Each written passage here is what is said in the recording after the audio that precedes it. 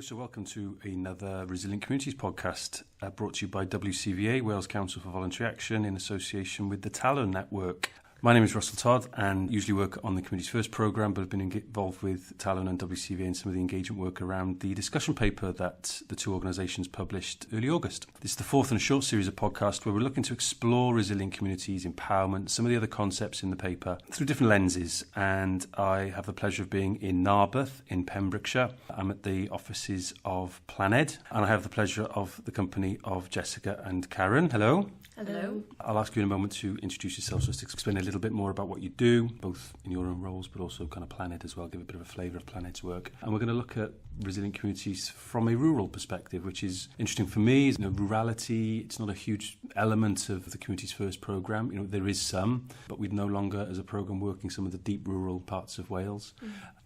And so it was important for this paper to reach out beyond some of the traditional networks of disadvantaged communities in the valleys, in urban areas that I'm more familiar with. And we've had some interesting responses from some rural organisations. There was an interesting blog looking this week of our themed week of blogs, looking at the role of community-owned organisations. There's an organisation called Cletor in Trydydd in northern Ceredigion, and they were looking at what they do in a much, much different area that I'm used to sort of working in. So that's been an interesting challenge for me. So we talk about rural. What is it that yourselves do and what does Planed do? Jessica, if we start with you. Okay, hi Russell. So I've been with Planed for just over 12 years, and at the moment I manage the Leader funded project Arberth to Benfro. Planed, which stands for Pembrokeshire Local Action Network for Enterprise and Development. It is a community-led local development agency that supports community-led local development, and we work with geographic communities as well as communities of interest. But our ethos really is about supporting community participation and supporting communities to identify and meet the challenges that they find within their community. But we've also been a leader group. We're one of the very first leader groups, which is Leader is a European initiative which is about linking local actions to the local economy. So the ethos, which I'll talk a bit more about later on perhaps, is really core to the work that Planed does. So I'm Karen, and my job title is Animation and Impact Officer, and animation is one of those sort of EU type of words, but really it's that kind of, what is it? What's animation? It's community development, it's bringing people together, it's engagement. It's about, rather than, when you say development, it's like there's something wrong. Yeah. And animation is more about encouraging an activity to happen. I think that's why they use it within European speak. But it's not drawing. No, okay. Right, so what is it? So my job is to help communities to make things happen, engage with them, and I organise a number of networks that bring different groups together to share learning. And the impact part of my role is looking at the impact of the work that we do and also communities and projects that we work with. Measuring that impact, but also promoting it and showcasing the difference that people are making in their communities. And that's something that the discussion paper talks quite a lot about, is that what are we looking to achieve? What does empowerment look like? How do you know when it has happened? And we need to be clear on what those sort of measures of success need to be. Yeah, it's complex. Yeah, no, exactly. And Communities First, for example, has grappled with this over the years, and there's been different sort of performance frameworks along the way. And that's a significant area of what the paper's looking at. Thanks for that. Is it just in Pembrokeshire you're working, or is it rural communities elsewhere? Most of our work is in Pembrokeshire. I mean, we've had some projects that have spanned across Wales, or worked with other rural areas, but Pembrokeshire is the main focus. Sure. I mean, we've done Interreg, we've done transnational cooperation projects as well. So actually, Planed does have a presence in Europe and is well known amongst other similar agencies in Europe. But it's predominantly most rural of our communities in delivery is in Pembrokeshire. We're going to kick it off. There's obviously a number of questions in the discussion paper, and we've explored some of these in some of the other podcasts. But if we're talking about resilient communities, and I probably should say at this point, there's been a number of responses to date to the paper around that term, and a feeling that perhaps is that enough? Is it just resilience? Is it a way of resilience, meaning being able to return to a previous form or a previous state after a shock or a trauma or whatever? Is it forward-thinking and forward-looking enough? Is it aspirational enough?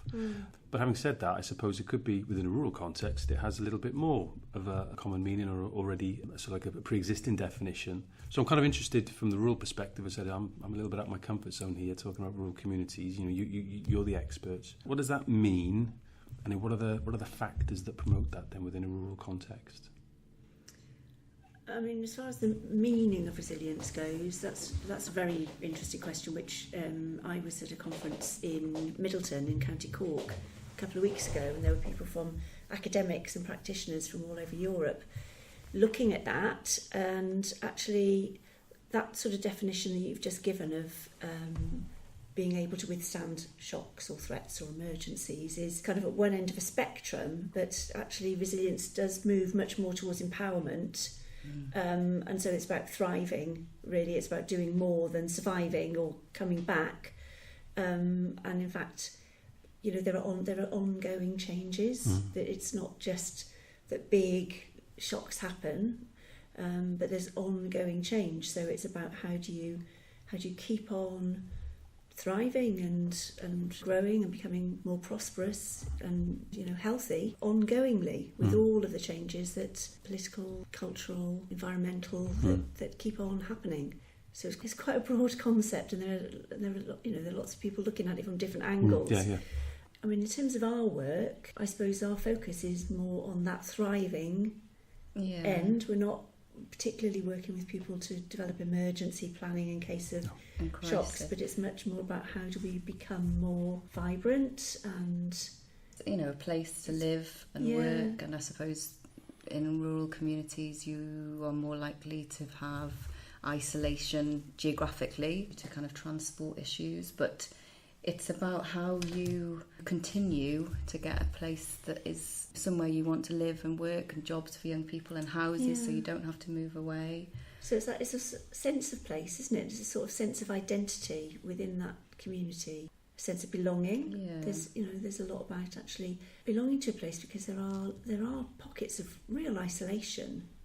It's interesting when you talk about disadvantaged communities first thinks of disadvantaged communities as often those communities' first areas tend to be quite urban and tend to be where, I don't know exactly what all the measures are, but it might be to do with levels of unemployment or levels of people on benefits. But in rural communities there are different types of issues and different types of disadvantage. So unemployment isn't quite as high. You know, there is in this area unemployment levels are fairly low, but pay tends to be quite low. Cost of living is higher. Access to services, access to work. I mean, young people, a lot of young people struggle to get to, you know, they might get a job but they can't get there. Public transport is very poor. Road networks are not great.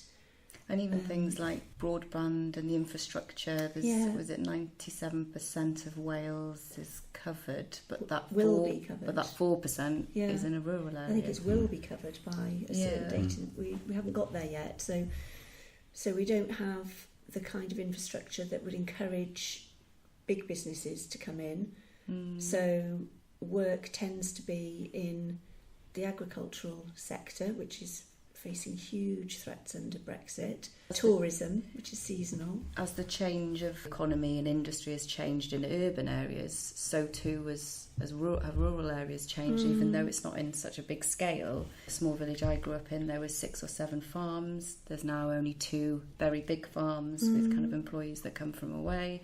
So even though it's not as obvious as in an urban area, those changes to that small economy are massive.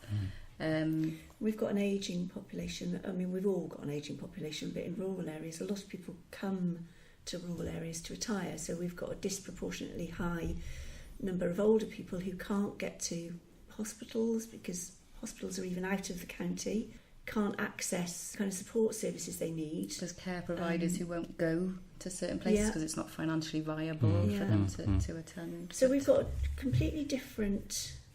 I mean, we've got some similar issues, but we have got some uniquely rural issues which really require uniquely rural creative solutions.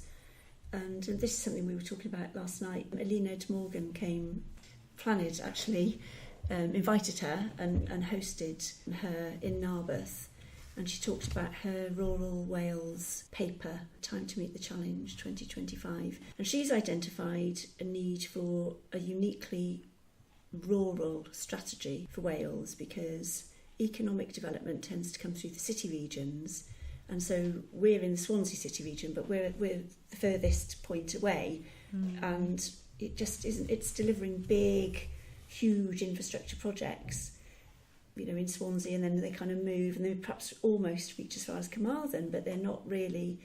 Pembrokeshire's not benefiting from that kind of city deal. There are some rural parts of Wales that aren't covered by any city region, and so there are some huge gaps, and there are different types of solutions needed that are much more about community level, very, very local level micro enterprises, small scale delivery of social care. Tourism is a huge opportunity for us to develop a lot further, and different types of businesses like creative industries, artists, people who can work from home, work for themselves, work remotely, so long as we get the broadband available for them. So that's context, but the other part of your question was about the kind of factors that support the development of resilient communities. We've been having to think about this, looking at the kinds of different thriving communities that we've worked with, that we know how about. they get to that point, I suppose, isn't it?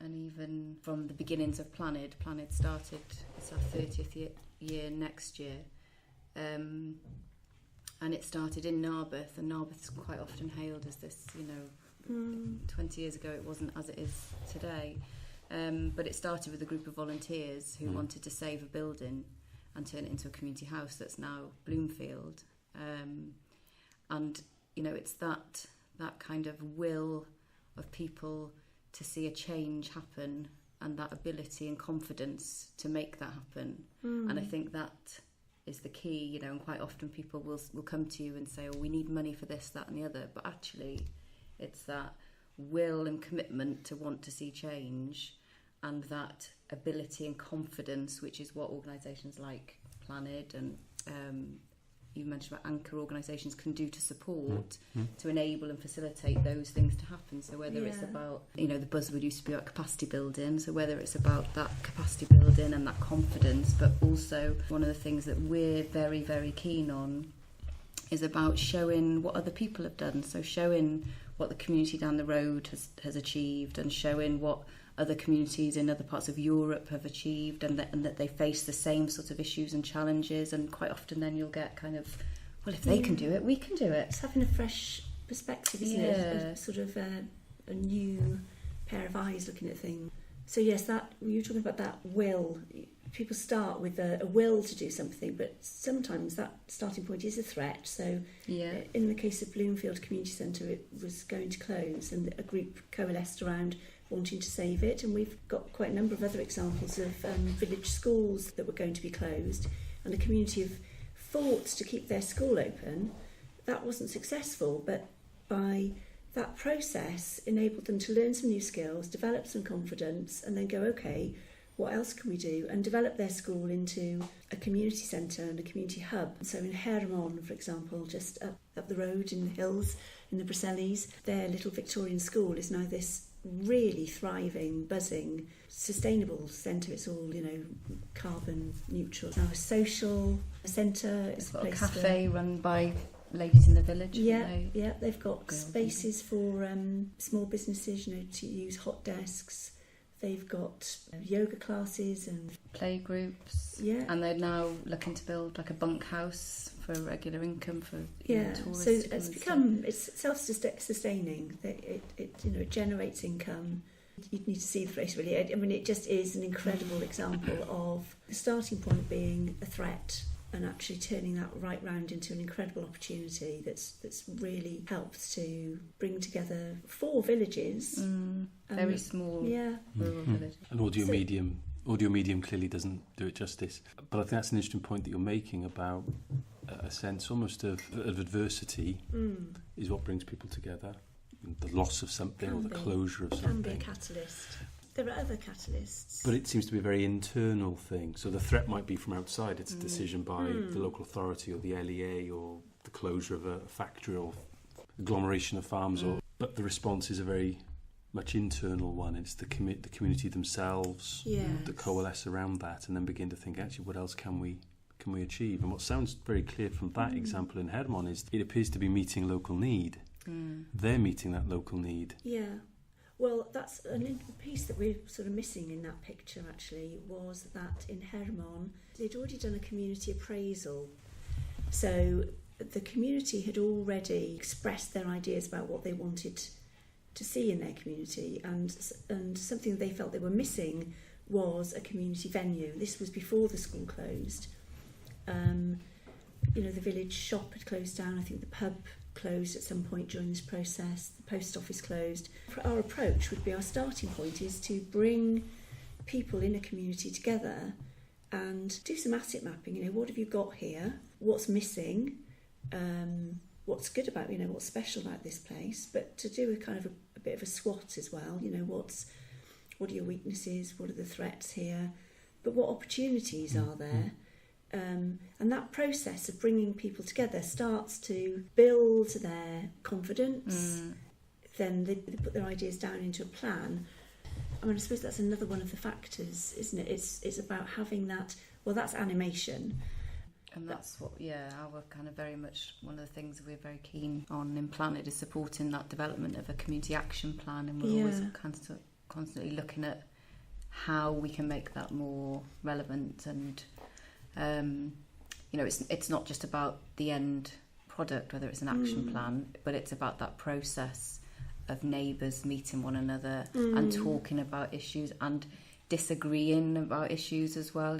Wind turbines is always quite contentious in communities, not so much in Hermon, but so just that process in itself of people talking about their community and looking at their community in a different way through a different lens starts building resilience, I suppose. And so one of the things that the paper posits is that there has to be an element, maybe more than that, of collective action. And I think you've kind of illustrated that there, both generally but also in respect of the specific case in Hermon. And we do say in community development that the process is just as, if not maybe even more important than the goal. And the goal could be to save the school, it could be to develop new facilities, and some of the things that you've talked about mirror the example in the blog from Cletur in Trydydd. They wanted to open a community shop, but having done that, other needs were articulated, possibly emerged. They've been there latently anyway, but that focus that new community shop and the people around it has provided is for people to kind of sort of say, well, the shop is great, but I tell you what we could also do with is, and they've now got a bulk buying oil syndicate. Now, I don't imagine that many people on a community audit or a community survey sort of said, what we need, bulk buying oil syndicate. But through the process of collective action, collectivising, no doubt being animated, facilitated in a way, in maybe in different ways, those common needs have come out. Yeah, because the other point really is about that integrated partnership working. So the integrated kind of activity at a community level is that you're not just looking at a shop, or you're not just looking at a hall or a building. You're looking at the WI and the Cilchmaethrin, and you're looking at the youth club, and all those different things that all relate and are interconnected within a community. And if we're all parts of a community, you don't think of things like that, you just think of where you live. So the other thing we try and do is look at how you can make links. So if there's a festival that the youth club are putting on, could that be linked to something that the WI are putting on and a coffee morning or advertised, or could it be linked to the newsletter? So that is another real key element about that integrated activity within a community. And is that, just so I'm clear, is that something that the Planet does? Is it something that you encourage those groups to do? Who's doing that? Doing them to do that. Okay, so I suppose what we've got are tools and methodologies where we're asking questions that encourage people to look at the bigger picture. I mean, sometimes we really look at the much bigger picture. We have asked people to think about their impact on climate change, for example, but looking holistically at their community. So they're looking at their local environment, they're looking at their local heritage. They're looking at businesses. They're looking at opportunities for tourism. So even if they don't do anything about that, they're still looking at it, looking at what their impact might be or what kind of relationships might happen in the future, sort of thing. And so just by asking those questions, it can just spark people's ideas and thinking, and then out of this process you often get small groups, like a local history group might emerge, or a little environmental group that decides, well, we're just going to look after our village and make it look tidy and do some nice attractive planting by the entrance to the village, or we're going to try and find a bit of land and get some allotments for our community. We've seen loads of different types of projects like that emerge from a process of getting a broad cross-section of people together, looking really holistically at their ideas, their assets, their aspirations. Because the other bit, bringing it back to what I was talking about confidence, is aspiration, or at least sort of thinking bigger and bolder, and trying to do something quite often. I don't know, in Wales sometimes we're a bit kind of, I don't know if we could do that, I don't know if that's possible, or that might be too different, we don't want to upset so-and-so, but it's actually, break those shackles and do something bold and do something risky and have that ambition for your village and have that, because in Hermon it's a tiny community, but they had that dream. Very ambitious, because sometimes you do get people who say, that'll never work around here. Yeah. Then if you take them, we have community buildings and a network of community buildings, and from time to time they'll do a little tour, so there'll be a minibus tour that picks people up and they go around and look at a number of different community halls that have done something interesting. So one of them might have done something with renewables, another one might have done something that is to do with the kinds of activities that are happening in their hall, and they share their ideas with each other, and they get inspired by, it could be a hall just 10 miles away, gives them, they've managed to do it, so maybe we can do that. But that's a learning process as well, isn't it? And again, in the paper we talk about it in community development, that learning has to be part of this. I mean, it probably sounding like a stuck record for anyone who's listened to all of these podcasts, because it's a point that we've emphasised, or that I've emphasised, because that learning is absolutely key. But not about learning about what people have done, but learning how they went about it, and what were some of the building blocks, what were the key conversations with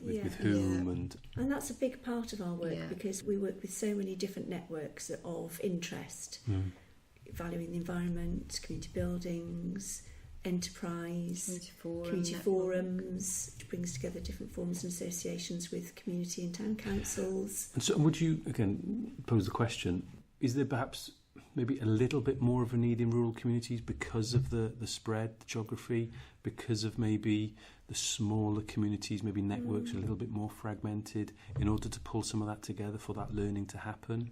Because you could argue that in parts of Cardiff, teeming with life, lots of people, geography, distance is not an issue, but of course there's communities upon communities within communities and as well, and so it's just more complex perhaps in different ways, or there's competing interests in some way. Is there that need? Because it seems to me that if you're focused on your bit, and people in Hermon then, for instance, that's their priority. And although I'm sure they're willing to want to share and their learning and their experience, and indeed draw on that of others, over that large canvas potentially, it's a bit difficult perhaps to bring that about, that sharing just off your own back. Yeah, maybe, I don't know. Perhaps. I haven't really thought.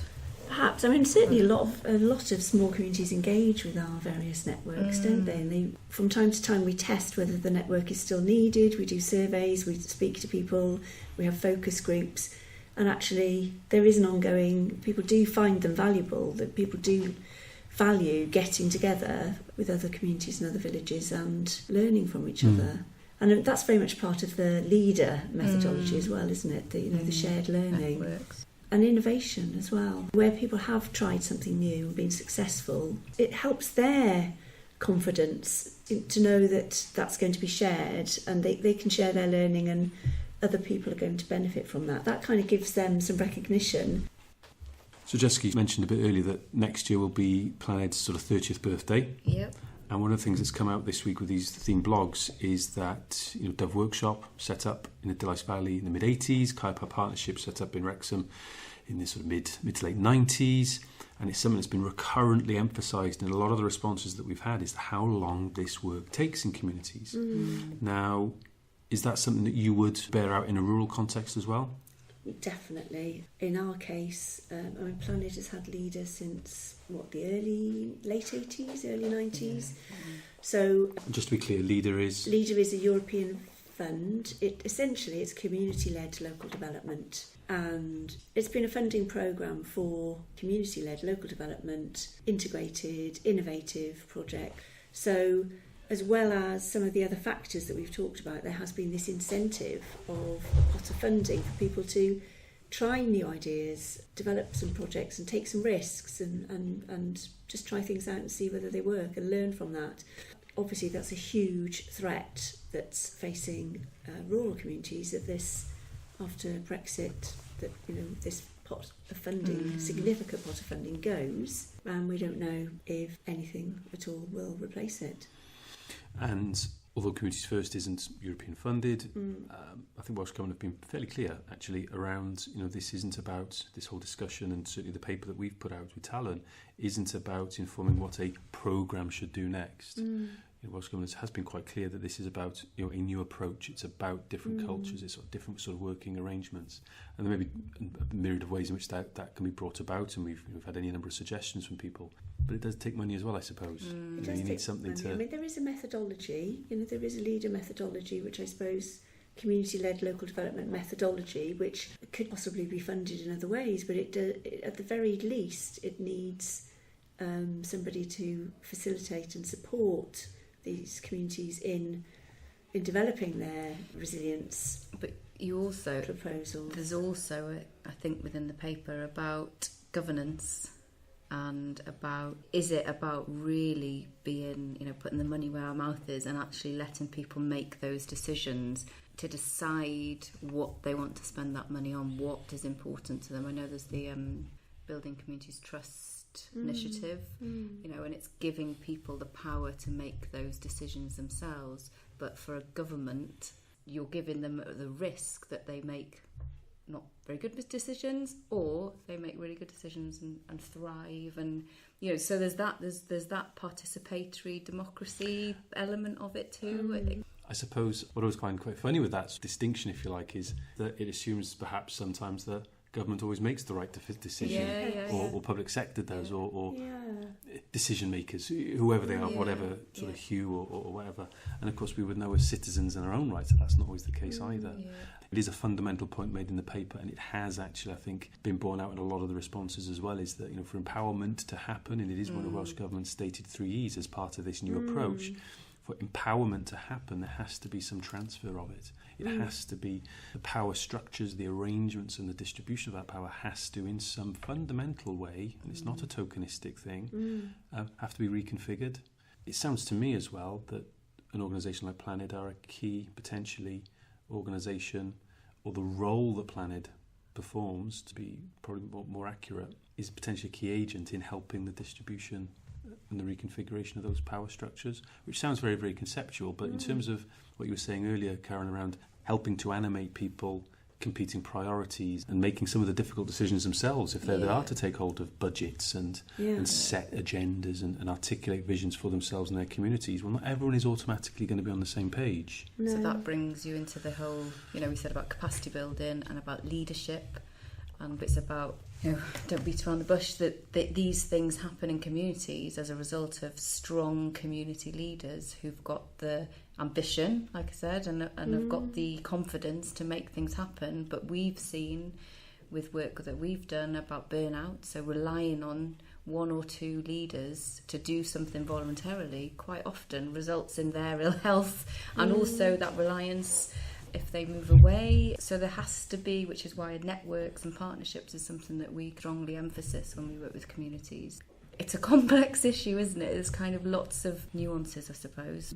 And of course, you said earlier that one of the problems that rural communities face is young people will be moving away for work, or they might move away for university or college and perhaps not return. And And so the whole succession planning and forever needing to try to cultivate, nurture those future leaders is presumably a challenge. Yeah, we have a huge issue with an ageing population and our younger people moving away out of the county and then not returning, or if they do return, there aren't the jobs here, or even just people not knowing what jobs there are available in kind of rural communities. So it is a massive challenge, and I know there's the local authority and the PSB are all talking about how we can attract graduates to come back to Pembrokeshire and things. And I was just thinking something we haven't mentioned is the town and community councils are facing exactly the same problem. We've got elderly community councillors, and Jess actually sits on an independent review panel that Welsh Government has set up to look at the future role of town and community councils, because a lot of them are just really not fit for purpose at the moment, and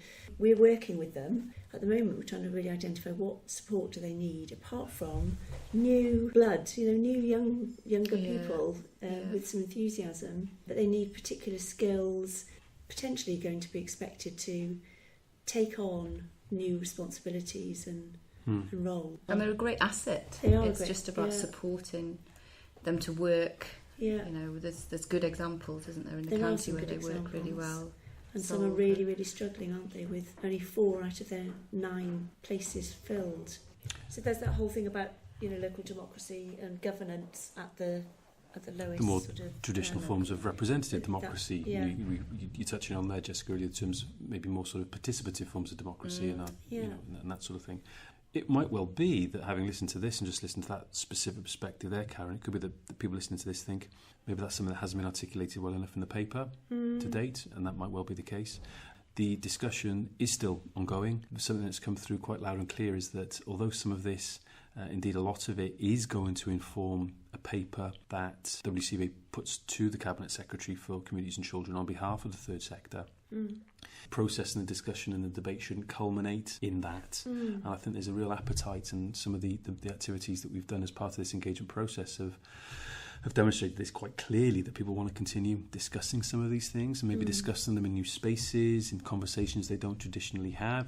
Me having this in a rural context would be one of those, for instance. So if you're listening to this, I encourage you to visit the WCVA's hub page. It could be that you found this podcast via a social media link. If you found it via the hub page, you know where the hub page is, but there's other things there. We've done Twitter chats, we've engaged in a range of different ways. We had a discussion at the Eisteddfod, which is available for people to listen to if you're a Welsh speaker, and all of these things have really explored in quite rich and detailed, nuanced ways what resilience means, what it might mean, what empowerment potentially looks like, what are the factors, some of the things we've discussed today, what are the factors that bring that about. And there's a breadth and diversity of different communities, so it's lovely to come to Narberth today and look at it from a rural Pembrokeshire example, but we've also been at Blaen y Ffestiniog, and there would perhaps be a slightly different rural, certainly much more Welsh language dimension to resilience there, which has much more sort of cultural motifs about some of the things that they were saying. We were in Anglesey for the Eisteddfod, we've heard from Kaya Park in urban North Wales.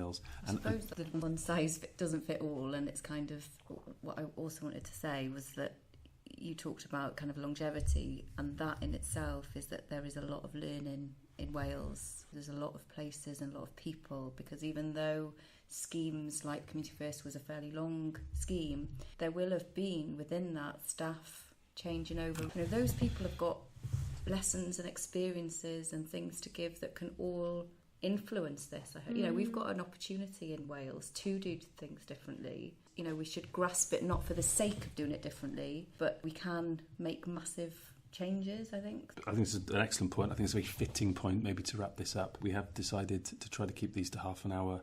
I think this is going to be a bit longer. It's the podcast equivalent of a country mile, shall we say. And diolch yn fawr iawn, thank you for the warm welcome. It's lovely to finally come to Planet. I've heard so much about it over the years. I know that WCVA's chair, Peter Davis, was particularly keen for us to come down. Not that he made us, he was pleased to hear that we were coming down. So hopefully we've given a helpful and informative insight into resilient communities from a rural perspective. Until next time, diolch yn fawr.